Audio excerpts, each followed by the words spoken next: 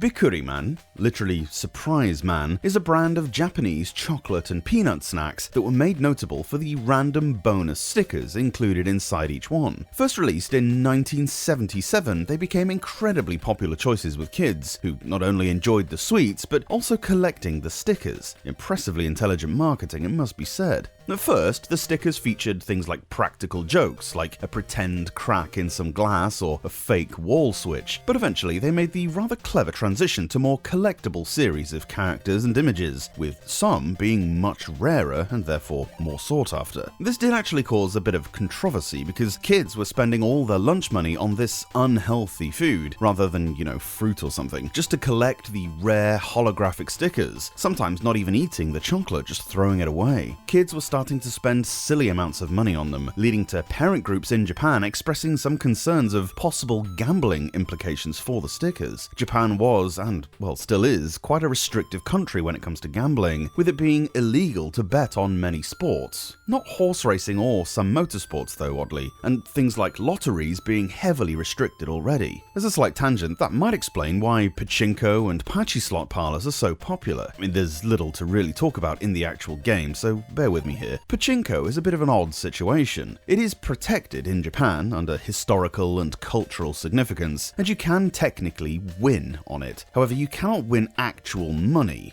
as this would be in violation of the criminal code. Now, your winnings are usually given to you in the form of special tokens, which you can then, quote-unquote, sell at a neighboring shop for cash. It's a weird workaround, but as the tokens in and of themselves have no intrinsic monetary value, there's nothing stopping the shop, which is nearly always owned by the parlor themselves, from buying them for whatever they like. As long as no money is being given out in the actual parlor itself, it's not technically illegal. Do you remember how in Pokemon Red and Blue in the game corner, you had to first find a coin case before you could gamble? You couldn't use actual money in the machines, but you could buy, find, or win tokens, which you could then exchange for the prizes. But you had to go next door to get those prizes. Well, it's like that. To go even further aside, even weirder than this is that it's now actually allowed in Japan, although the requirements must be a ball ache, to open casinos. They have to be in special locations though, called integrated resorts, and as you can imagine are heavily aimed at foreign tourists. In fact, while full access is readily allowed for foreigners, Japanese people have to pay an entry fee to these places, like 6,000 yen or something, and they're only allowed to go so many times a month to discourage gambling. Of course, because of these rules, Japan has one of the world's biggest epidemics of illegal gambling, particularly nowadays online betting, typically run by the Yakuza and other organized crime groups, which of course ends up being much worse for people than regulated, legalized gambling. Trillions of yen's worth of much worse. But look, I digress. These stickers you used to get in the candy bars are the things you're looking for in Bikkuriman 2000 Viva. There are a bunch of minigames to play,